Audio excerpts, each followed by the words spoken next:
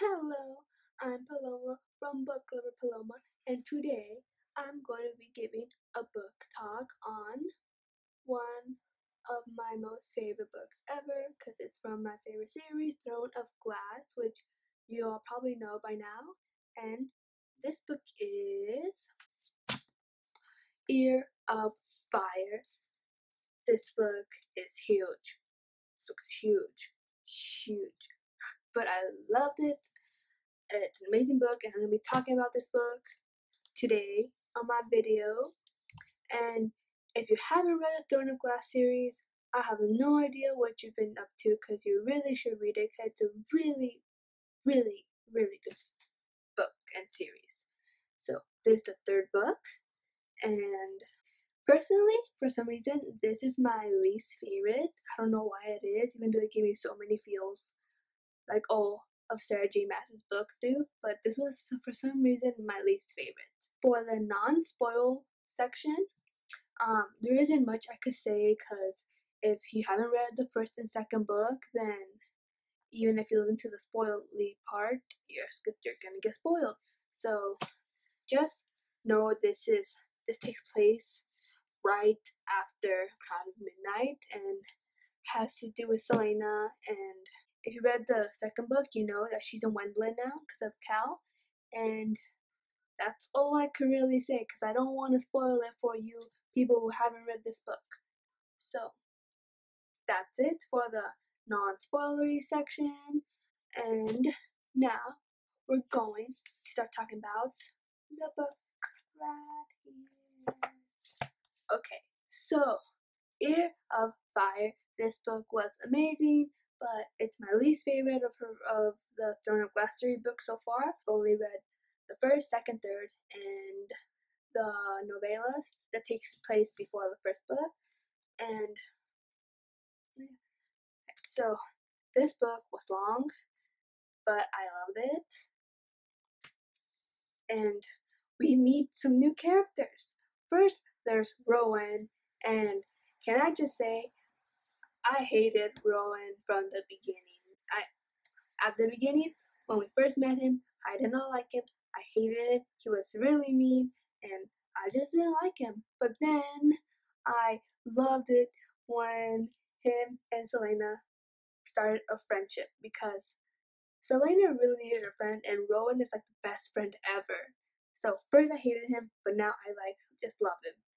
But I'm glad they're just friends because I do not want them to start a romantic relationship because I'm still Team Cal. I want Cal and Selena to go back together so badly, and maybe that's one of the reasons why I didn't like this book because Cal and Selena weren't together, and I'm just like, oh, but it was still pretty interesting. And then there's also Sorsha, and she's a healer, and she is the healer who has healed Cal, Selena, and Dorian after all those fights and everything, and she barely gets introduced now. I'm all like, that's just messed up right there. They didn't even know her name. They didn't even know who she was until now. And I really liked her, and I was so happy for Dorian to finally find someone that he loved, and I want him to live happily ever after. And then there are these new chapters having to deal with the witches. So there's witches from the Iron Teeth clans, and they are amazing. I just love them. They are amazing. They're like fierce, and like they will kick your ass if you mess with them, and they're amazing. And the main witch is this witch named Manon, and I really like her, and she's different from the other witches, like really different, and I really like her, and I really want her and Selena to meet to see just what's gonna happen. Like they could either be best friends or they could hate each other and kill each other, and like I really hope they meet and become like really good friends. Cause at the end, Manon kind of noticed something was up, like something wasn't right, and I kind of noticed she had like a change in heart. Cause when Manon saved Petra, that was just amazing. Like most witches would just let her fall and die, but Manon actually went and saved her. So I knew she had a change in heart, especially after that. I'm just like, something's gonna happen to Manon. Something's gonna happen, and I just need to know what's gonna happen. And then I love wyverns. The wyverns, they are amazing. I imagine them as like Toothless from How to Train Your Dragon. That's how I picture them, but more dinosaur-like for some reason. I don't know why. Yeah, and a Braxnos or whatever his name is, I really liked him. He was like, I want a pet like him. I'm sorry if that's weird, but I want a pet like him. I want one of those. Oh, and then we have Selena's aunt, Maeve. I do not like her. She is mean. I think she deserves to die. I kind of think she's like the king of Darlan. She's really she leads a monarchy. She's the queen or whatever, and she's supposedly the best and everything. But I'm just like, no, girl, you are not the best. I don't think you should be queen. You are a cold-hearted bitch, and no. Yeah, I just don't like her, and totally understand why that guy she liked like a long time ago. I could totally understand why he left her. I'm like, I think you made a good choice there.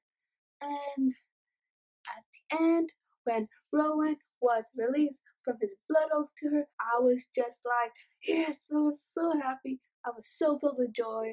And then I'm more like, you're free to be Selena's slave. I'm like, you're free.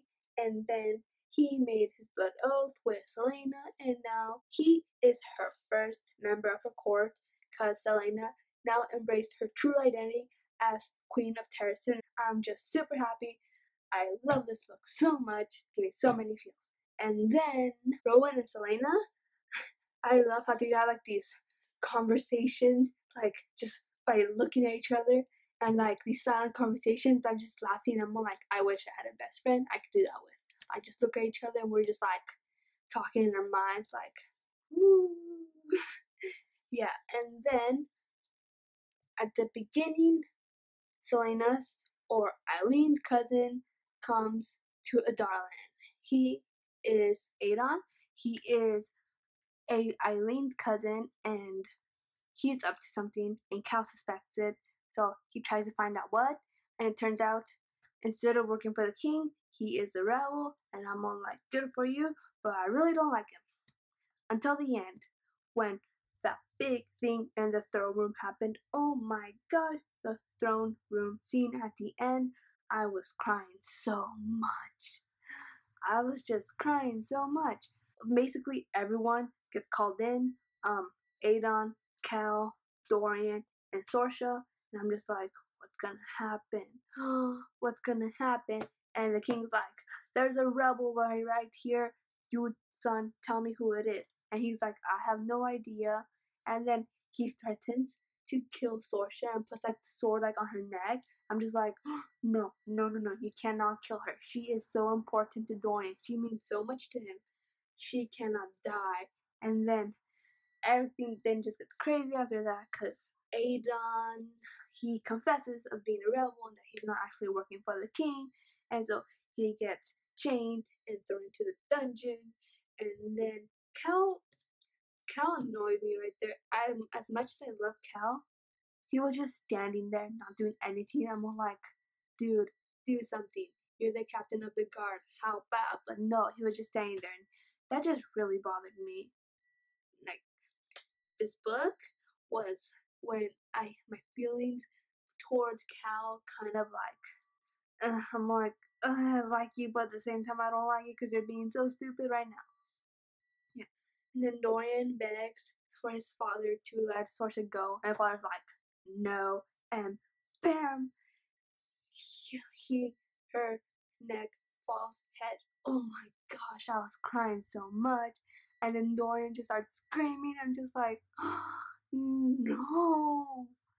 And I was crying so much. And Cal's just right there, standing, Dorian screaming, trying to Sorsha. Oh my gosh, I can't even describe that. Aeon's trying to break free, but he can't, and just like things really get out of control. Especially when Cal takes out his sword. He finally does something, but it's like super late already. I'm just like, why? And the king's like, I don't know why. I guess the king thinks Cal's like super loyal to him, and he was during the first two books. But during this book, his loyalty to the king kind of went away, and he was gonna fight the king, and the king's just like, don't embarrass yourself. Like, I don't care. You're not my ruler anymore. The true king is Dorian. I'm all like, Dorian is the true king right here. I'm like, yes, yes, he is. And the king then orders a bunch of guards for hiding, and he just come out. And Cal's like, I'll fight till death if I have to. And so he's about to fight when an arrow gets shot at him, and I thought he was gonna die. And I'm all like, no, not Cal. Cal cannot die. But then Dorian's magic is unleashed, and the whole thing freezes. So he basically saves Cal's life again with his magic. And I'm just like, Dorian, Dorian, I just love you so much. And yeah, he saves Cal's life, but in the process, he reveals his power of magic in front of his dad. I'm just like, oh, things are just going so crazy. And then, like, everything's frozen except them three. And I was crying so much at this part. He tells Cal to leave to go find help or something. And Cal's like, I will. And right before he leaves, he says, I love you to Dorian. I'm just like, oh my gosh, the feels, the feels. Their friendship was never over. And like, I'm just like, oh yes, yes, yes. And then it's just, he leaves. Someone like, you gotta flee. Like, he leaves. And then it's just the king and Dorian. And Dorian kind of like is tired of all the power he unleashed, so of course he's not gonna win. And then the king did the most meanest thing, the most, oh, I just hated when he did this. He got one of those collars, necklaces with those word stones, and he put it on Dorian. I'm all like, you did not just do that. You did not just do that. Oh my gosh, no. No, no, no, no, no, no, no. You did not. I was crying so much because now an evil Valak prince is gonna possess him or something like that. And I'm just like, no. Why? We have to save him somehow. And the feels in this book.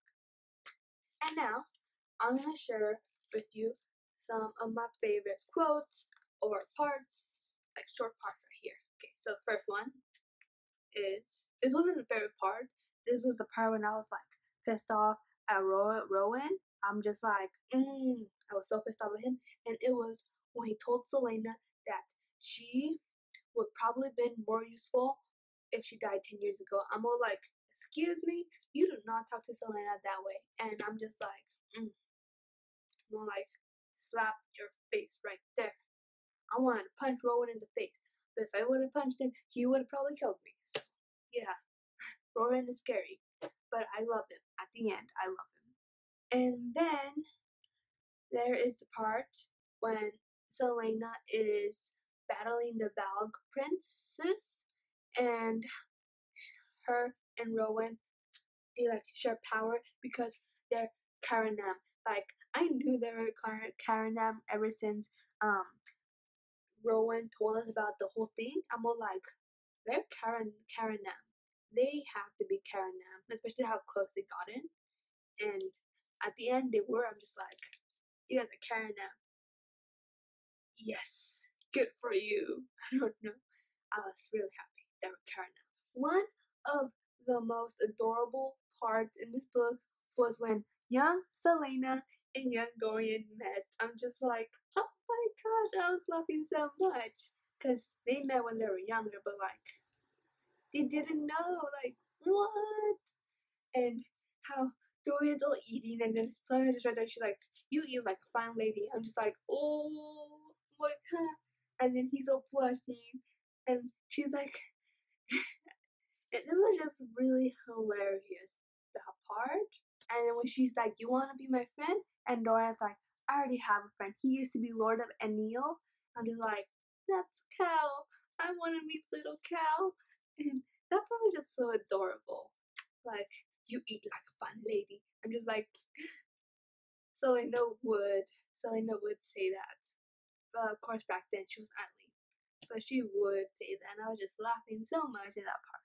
So, Rowan and Selena, the part when they tell each other of their losses, and at the end, they're like, maybe we could find our way back, we could rise from these losses, and they're like, together, together.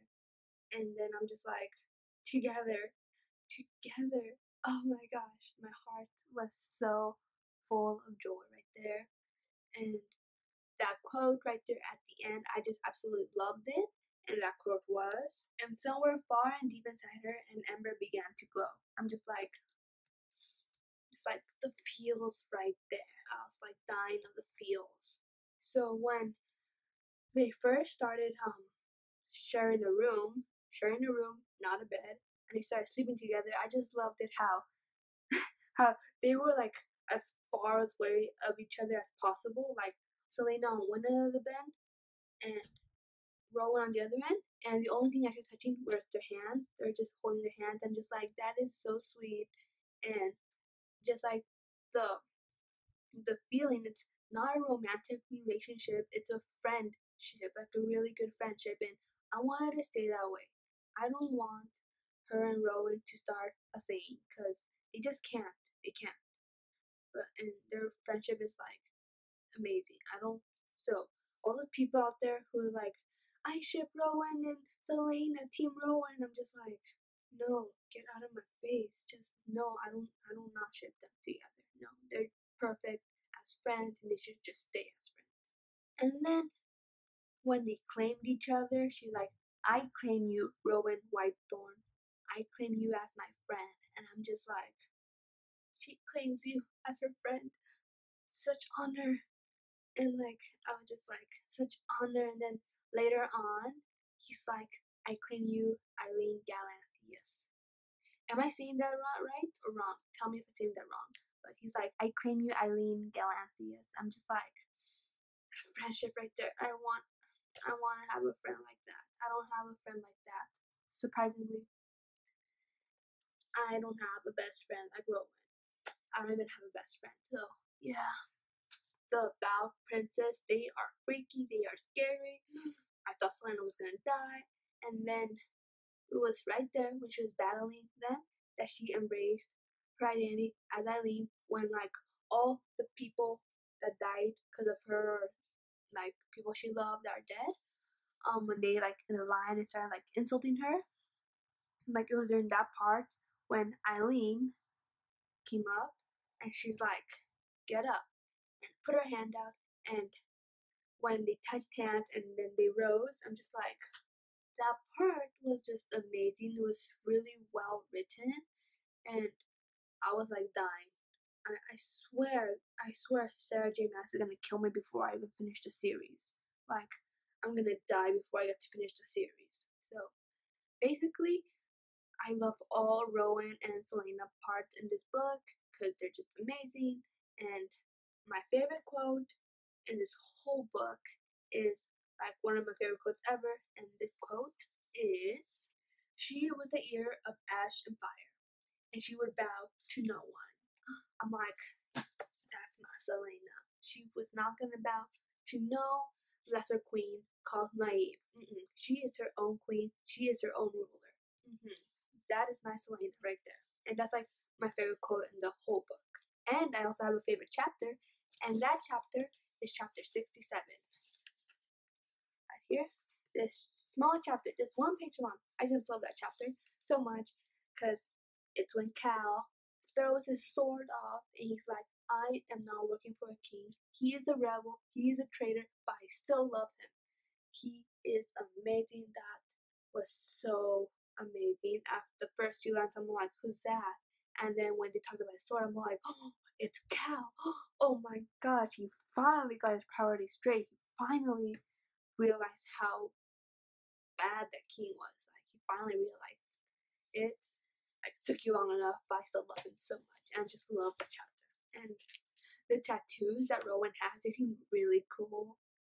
Like I would get some, but my parents don't let me wear tattoos. So yeah. Oh well.